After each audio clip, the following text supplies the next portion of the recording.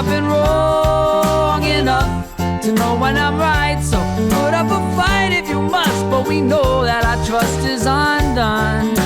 It hasn't been long enough. Hello and welcome back to a series of podcasts, video podcasts for Sounds Like This, the 15th anniversary of Eric Hutchinson's very first full-length record. We have talked about a lot of stuff on these podcasts, and Eric, and of course I'm joined by Eric. Hi. Him. I'm always amazed at how when you have this many. How many songs did you have for this record from the you did?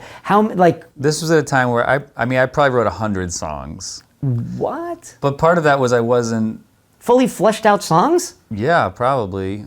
I mean, I was writing a ton because I was learning how to write songs. Sure. And I was having a hard time hitting my target. I think more now when I sit down to write a song, I can get closer to what I was aiming at. But back then, I'd be trying to write this song and whoa, it ended up way over there. Right. So I think I had to write a lot of songs because I could never tell when one was going to be good or not or something. Right. So it's always hard to whittle it down to 10. Yeah, but I mean, people let me know pretty quickly, like, that's not a good song or something. Stop. But I was doing all kinds, it was my first album. I was still like trying to find my voice and what I was going to write about. And there was stuff that I was trying to write about that I didn't get into until much later, but like my dad being sick and different things, I tried getting into those worlds, but these were the best of the batch. Right. Well, when you have to jettison a song and you're not sure and someone has to tell you, it always reminds me of that Alice Cooper line. He used to say, because they're famously with clear rooms when they would play, they were so bad and so loud and in the face, and he'd say, any requests? No, we're not going to stop. So I always like that. Any requests for this song again? Yes, please stop playing it. All right, so another great one, It Hasn't Been Long Enough. I love this song as well. It's tough after it's all over now because I love that so much. Let me take you down this path. This is what I wrote about it.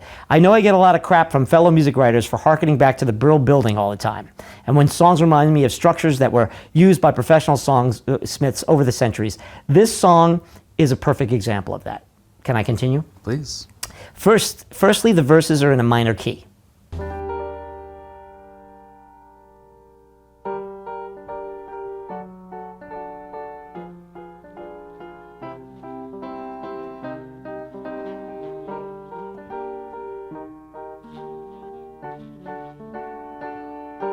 Long as I am erasing this, there's something I am bound to miss. Opportunities exist, but often don't arise. And think of how it must have felt to watch you walk away and melt. Keep it all inside myself and in between my eyes. Have a melancholia that is not used that much in latter-day pop music. Maybe Amy Winehouse I wrote down here, but you know what I mean, like a real torch song sounding, who spent her brief career pretty much as a throwback, and people always call these jazz stylings, but I look at it as more pre-World War II kind of music songwriting. And I think with the wistful lyric and the way you phrase it, it really captures that kind of characteristic. And it's no surprise when we've become, since the arrival has begun. Oh. Do you agree with that? And we've already talked about how much you love doo-wop and all this stuff. Do you love the old time songwriters, the ones that really invented the pop songwriting style? I mean, I was definitely raised on the American Songbook and Gershwin and Cole Porter and people like that, if that's what we're talking about. Yes. The songwriter was heralded in my household. My mom was always quizzing me on who wrote the song. That was an important part of it, was who had the idea. And who made this song originally was Paul Simon, before he was in Simon Garfunkel. There was a lot of that thing, and so I was always interested in who wrote the song. But yeah, I think this one has a little bit of an old-timey vibe to it. And I wanted to point out this song and the next song we'll get to, Back to Where I Was, these ones were recorded in Boston. I went separately. Everything else has been in California. These two songs I went and worked with Paul Koldery, in Cambridge and did these two songs, and there's a little bit different of a vibe. I was playing more of the instruments. The arrangements were a little bit more sparse. There was less like programming and things like that. Right. It hasn't been long enough to even begin to think it's alright. I'm only concerned with the way we end up.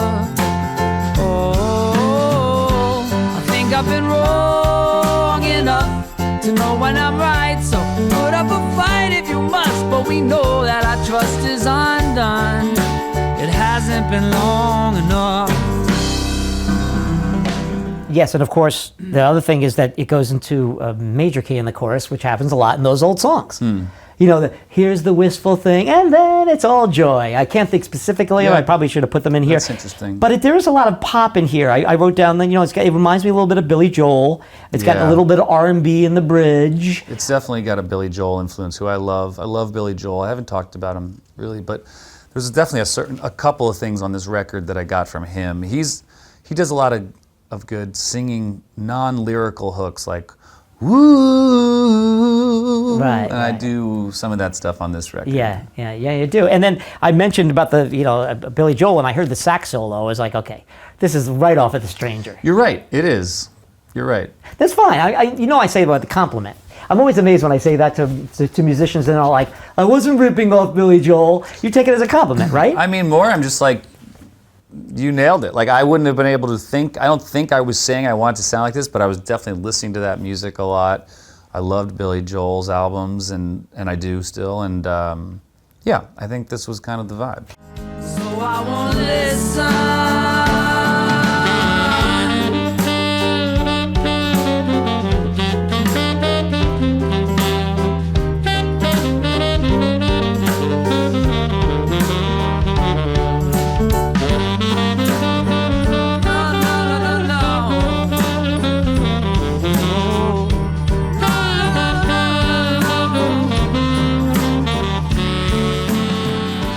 Yeah, the sax solo on Billy Joel stuff is not that dirty, raunchy kind of sax you get, that you get, like, say, in R&B songs per se, or in Stone song. I mean, it's got like a It's kind of the beginnings of smooth jazz. smooth jazz, but I don't want to call it jazz because it's not. But you know what I mean. You put a saxophone in the song, you made it a jazz song. Yes, it's true.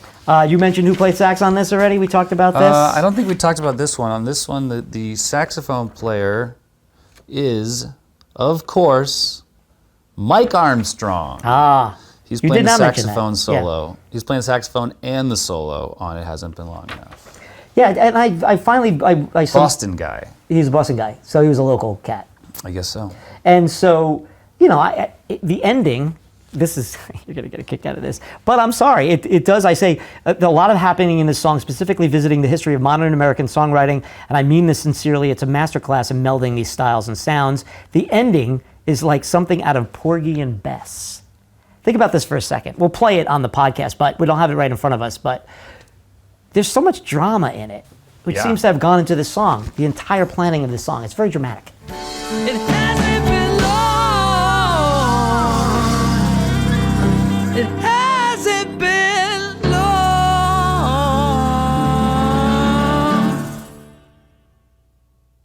enough. Oh.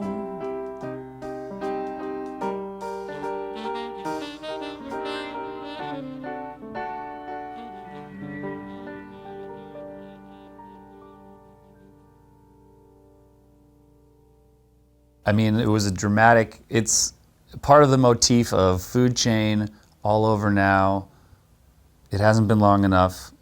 It was part of this motif of, I was constantly breaking up with this person that I was very much in love with, and I was having to write breakup songs over and over again because Right. we kept breaking up. And so yes, we were a dramatic couple. Yes. This was a dramatic song, and when I debuted it, she did not care for it. Another one. And So couldn't you see were how I helping could the relationship by playing But these songs what for the her. song was telling me was, look, it hasn't been long enough for you guys to hang out anymore. Like, you're still freshly broken up. You're gonna fall into this path of thinking it's fine and you can be around each other, but it hasn't been long enough. feel as if I spoke too soon and ruined the whole afternoon. A feeling that we're more than doomed is creeping up inside, and good as it was bound to be. There's something about you and me. It's negative in chemistry, which makes it hard to hide. And it's no surprise when lights are falling.